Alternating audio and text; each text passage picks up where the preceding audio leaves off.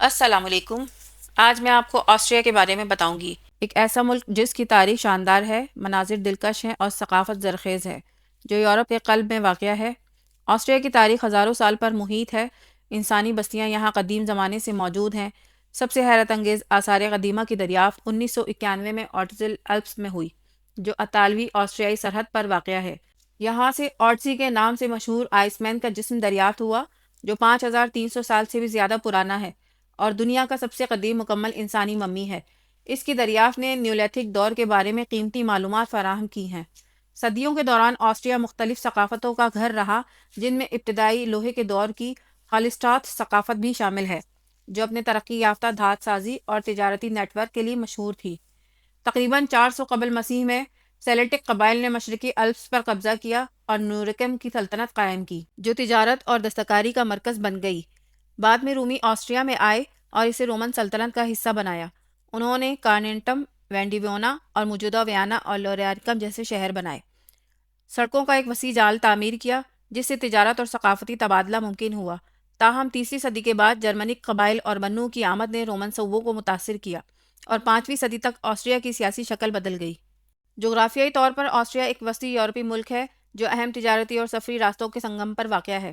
اس کی سرحدیں 8 ممالک سے ملتی ہیں، جن میں جرمنی، سوئٹزرلینڈ، اٹلی، لیچنسن، جمہوریہ چیک سلواکیہ، ہنگری اور سلوینیا آسٹریائی الپس کے مغرب اور جنوب میں پھیلے ہوئے ہیں، جو شاندار پہاڑ، وادیاں، جھیلیں اور گھنے جنگلات فراہم کرتے ہیں۔ سب سے بلند چوٹی گروس گلاکوس 3798 میٹر بلند ہے، جو الپائن عظمت کی علامت ہے۔ الپس کے شمال میں ہلکی پہاڑیاں اور شمال مشرق میں زرخیز دنیوب کے میدان پھیلے ہیں، جو آسٹریا کو مشرقی یورپ سے ملاتے ہیں اور تاریخی طور پر تجارت اور ثقافتی تبادلے کا اہم راستہ رہے ہیں۔ آسٹریا کی آبادی بنیادی طور پر آسٹریائی ہے، لیکن یہاں دیگر اقلیتیں بھی ہیں، جن میں جرمن، سلووین، ہنگریائی، کروشیا، سرب، ترک اور بوسنیائی شامل ہیں۔ تقریباً 3/4 آبادی مسیحی ہے، زیادہ تر رومن کیتھولک، جبکہ پروٹسٹنٹ اور آرتھوڈکس کمیونٹیز چھوٹے گروپ ہیں۔ اسلام زیادہ تر بوسنیائی اور ترک کمیونٹی میں پایا جاتا ہے، اور ویانا میں ایک چھوٹی لیکن تاریخی طور پر اہم یہودی آبادی موجود ہے۔ آسٹریا نے سرد جنگ کے بعد مہاجرین کو پناہ دی۔ 1956 میں ہزاروں ہنگریائی مہاجرین اور سوویت یونین کے زوال کے بعد کئی مشرقی یورپی مہاجرین یہاں آئے، جس سے ملک کی مختلف اور شامل سماجی تشکیل میں اضافہ ہوا۔ اقتصادی طور پر آسٹریا ایک ترقی یافتہ اور متنوع ملک ہے۔ دوسری جنگ عظیم کے بعد حکومت نے اہم صنعتوں جیسے بینکنگ، بھاری صنعت، تیل، کوئلہ، لوہا اور اسٹیل کی پیداوار اور یوٹیلیٹیز کو قومی ملکیت میں لے کر معیشت کی بحالی کی۔ 1990 کی دہائی میں آسٹریا نے یورپی یونین میں شمولیت اختیار کی اور بہت سی سرکاری ملکیت والی صنعتوں کی نجکاری کی، جس سے معیشت میں مزید آزادی اور عالمی انضمام ممکن ہوا۔ آسٹریا کے قدرتی وسائل میں میگنیسائٹ، لوہا، سیسا، زنک اور لیگنائٹ شامل ہیں۔ ملک ہائیڈرو الیکٹرک پاور کا بڑا برآمد کنندہ ہے اور توانائی کی پیداوار میں قابل تجدید ذرائع کا حصہ تقریباً 1/3 ہے۔ اہم صنعتوں میں مشینری، کیمیکل، گاڑیاں اور نقل و حمل کے آلات شامل ہیں۔ مالی خدمات مضبوط ہیں، جس میں ویانا اسٹاک ایکسچینج، جو 1771 میں قائم ہوئی، اور کئی بینک شامل ہیں۔ آسٹریائی کمپنیاں مرکزی اور مشرقی یورپ میں سرمایہ کاری کر کے مضبوط اقتصادی تعلقات قائم کر رہی ہیں۔ آسٹریا کا انفراسٹرکچر جدید اور جامع ہے۔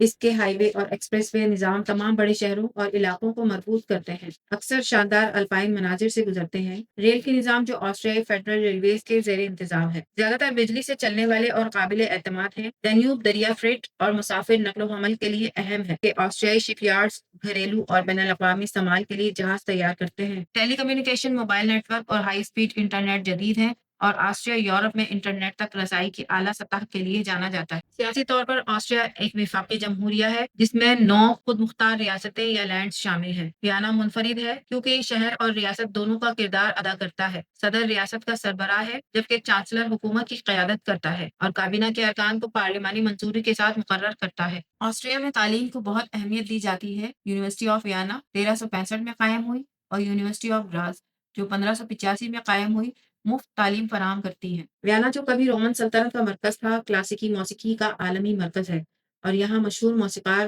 موزارٹ، ہائڈن، بیتھوون اور اسٹراس رہ چکے ہیں۔ آسٹریائی فن تعمیر، جو گوتھک کیتھیڈرل سے باروک محلوں تک پھیلا ہوا ہے، تاریخی شان و شوکت کو ظاہر کرتا ہے، جبکہ میوزیم، تھیٹر اور آرٹ گیلریز صدیوں کی ثقافتی میراث کو زندہ رکھتے ہیں۔ آج آسٹریا ایک سماجی طور پر ترقی پسند، ثقافتی طور پر متحرک اور سیاسی طور پر مستحکم ملک کے طور پر موجود ہے۔ تصور کیجیے کہ آپ آسٹریا کے شہر ہالسٹاٹ کی پہاڑیوں پر ایک تنگ پیچدار راستے سے چڑھ رہے ہیں اور آخرکار ایک قدیم چیپل تک پہنچتے ہیں جو شہر کے اوپر واقع ہے۔